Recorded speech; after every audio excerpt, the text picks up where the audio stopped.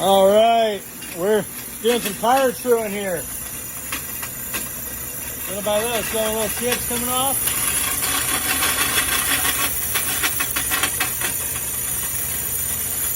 As you can see, this is just from the front alone.